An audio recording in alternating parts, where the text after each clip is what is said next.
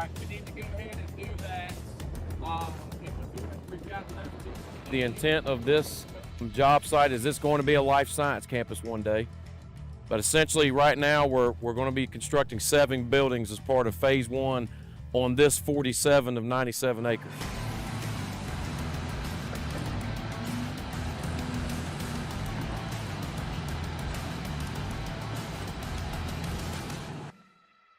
So we're in Raleigh, North Carolina. This is the Spark Life Science Campus project.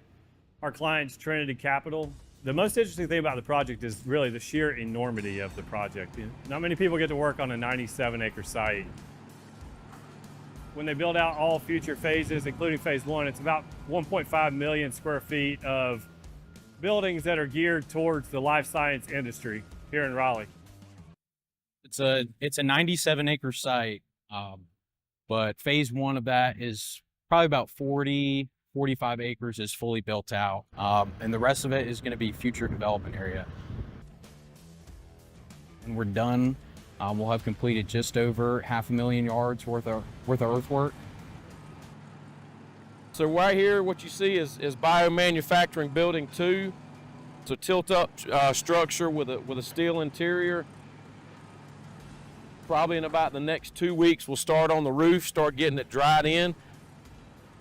You've got research and development, R&D, basically steel structures complete. We actually just finished pouring our last slab on that building today, so they're up there putting the finish on it right now. You can see the skin starting to go on with those precast panels, glass curtain walls going on, MEP rough ends going on everywhere throughout the interior of the building.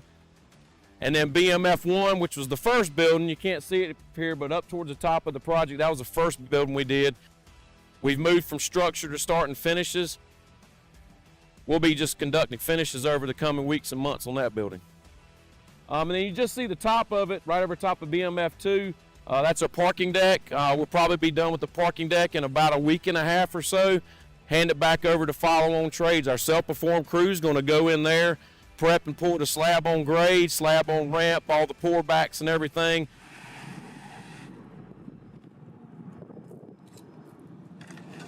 So self-perform on this project is our concrete crew, our Brass McGorry concrete crew in Region 8. Extreme advantage for us. We get to control the schedule, control the manpower, control the sequence and flow.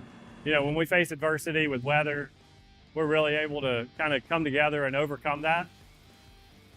Typically self-perform, you know, they usually just do footings and slabs, but we've done that out here. But we've also, there's a massive box culvert that we did all the foundations and walls for, and that was an undertaking.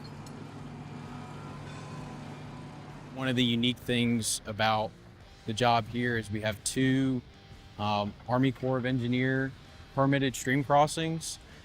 So this is one of them. Double barrel box culvert, roughly 20-foot tall retaining walls on either side.